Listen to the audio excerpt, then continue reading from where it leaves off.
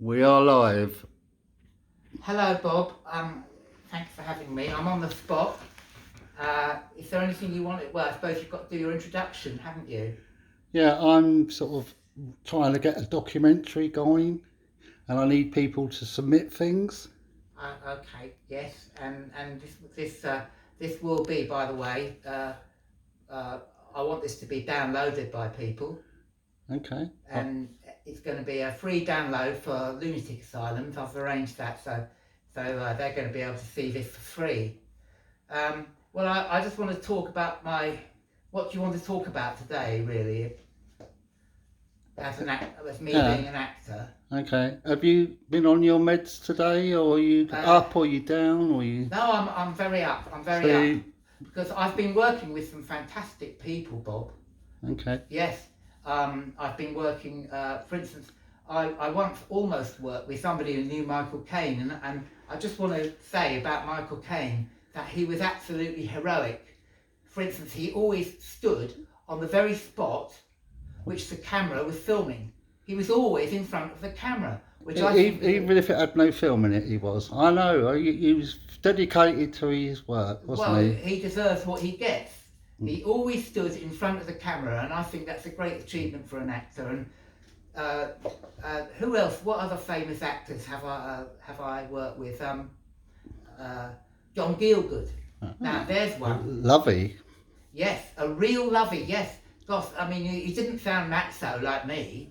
You know, he really did sound. He was a real lovey. You know, and I'll tell you something, love. One thing about John Gielgud, he deserved his knighthood, and I'll tell you why, Bob. I'll tell you why. He always spoke the line. He'd come on, and he'd say the line, and I think that's a wonderful attribute for an actor, to always say the line that you're supposed to say. I think that's a marvellous thing, and I think he deserves his knighthood for that. Well, I expect you want to talk about me. Is there anything you want to ask? Your hair, it looks very good today. Oh, my hair, yes. You had it cut since I last saw you. Funnily enough, Bob, it was down to your knees when I last saw you. You've had it cut. No, Bob. This is actually this is my Henry V wig. I never really got to play him because I went to my agent, Simpson. There were 6 Simpsons. Yeah, and I said to him, Mr. Simpson, I said, my ambition is to play. Actually, it wasn't Henry V then; it was Queen Elizabeth I.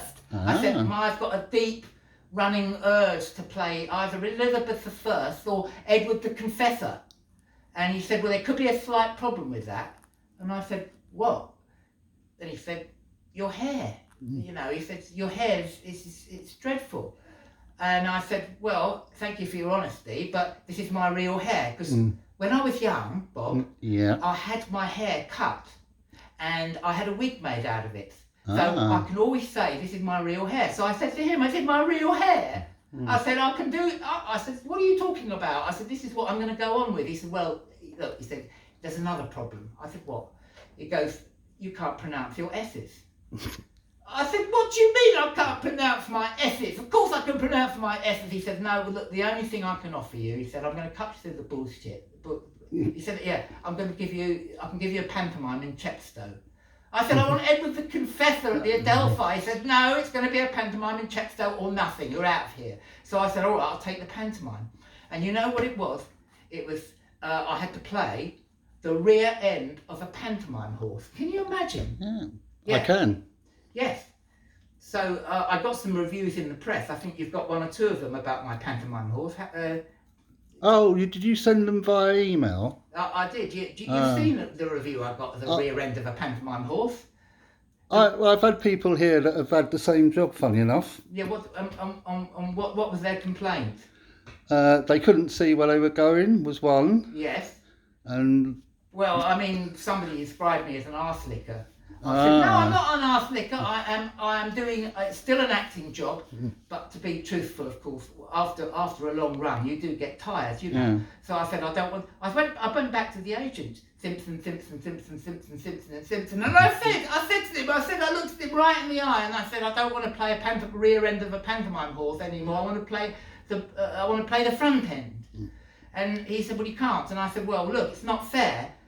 The bloke up front is getting paid more than me, and he farts. And he's getting paid more than me. He said, well, what do you expect? He's got more to do. I said, bollocks. He's got more to do. He hasn't got more to do.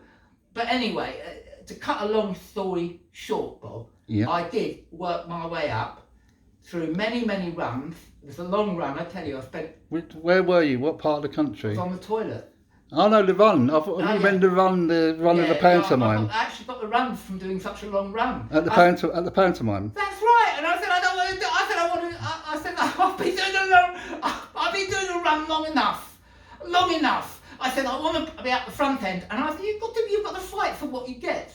You've got to fight for what you get. You know, because Michael Caine always did, and he always deserved what he got. But was he ever the back end of a horse? Do you reckon? Well, I expect he was. He was probably the back end of something.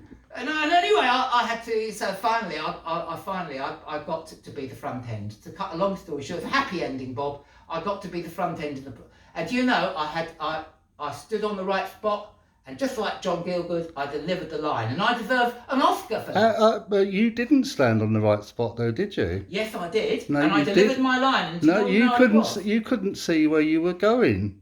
You did not stand on the right spot. Your friend in the front stood on the right spot. No, you heard about that. Yeah. Well, the thing is, Bob, I tell you, I had my You're day. trying to build your part up far too much. No, I had my day in the light. I actually got to say a line in the end. I got to say a line. His line. No, it was. Hang on. It's in the script here. Nay. I had to say nay. Yes. But I understand you've got a question you want to ask me about the pantomime horse.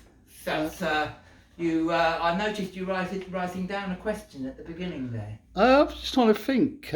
What is the good points and the bad points of being in the ring? There must be a good point for being there. Well, the thing is, you see, but the bad part. What do you mean about being the rear end? Yes. There must be. Well, being paid less for one thing. Do you know how much less you were paid? I was paid a lot less, but now I get paid a lot.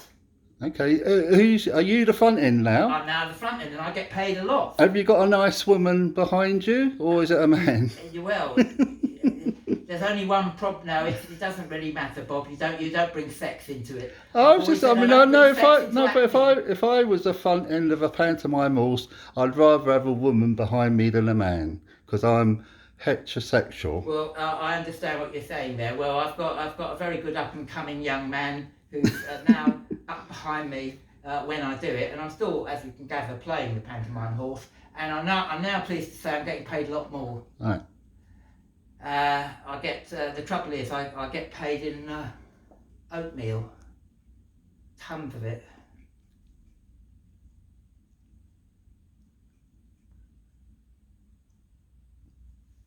Pregnant pause.